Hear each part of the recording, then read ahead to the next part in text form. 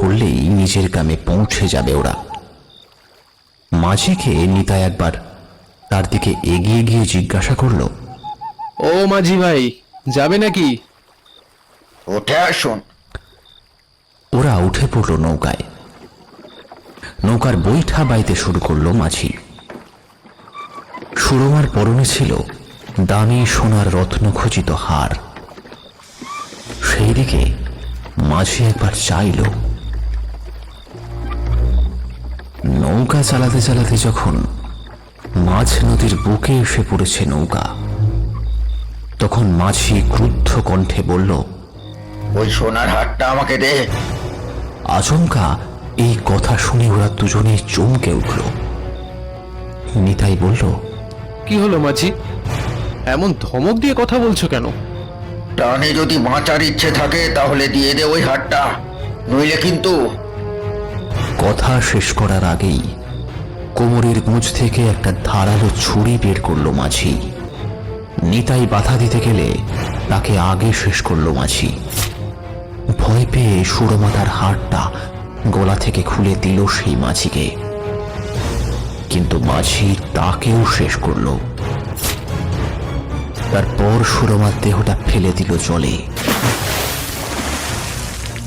পরদিন সকালে হরিচন্দ্রপুরের অরণ্য ঘেরা একটা মোহনার তীরে ভেসে উঠল নিতাইয়ের লাশ।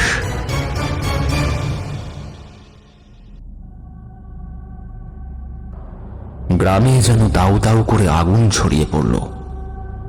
মোড়ল মশাই বিষ্ণুচন্দ্র মল্লিক তার দাওয়ায় বসে পায়ের উপর পা তুলে তখন তামাক সেবন করছেন।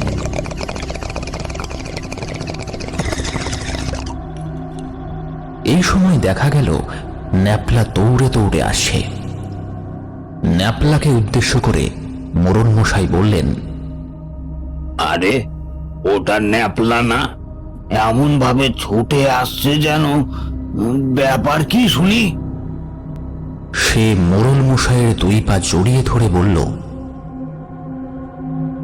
মোড়ল মশাই, আপনি আমাদের গ্রামের মা বাপ, দয়া করে এই চরম সংকট থেকে আমাদের রক্ষা করুন।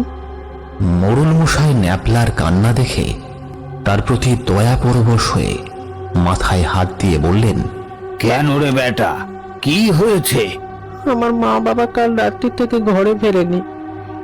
বাবা কোনো এক জায়গায় কাঠের কাজ করতে গিয়েছিল, সেই দুপুরবেলা বেরিয়েছিল, কিন্তু তারপরে বিকেল গড়িয়ে সন্ধ্যা হয়ে গেলে তবু আসছে না দেখে মা বেশ উদ্বিগ্ন হয়ে পড়লেন।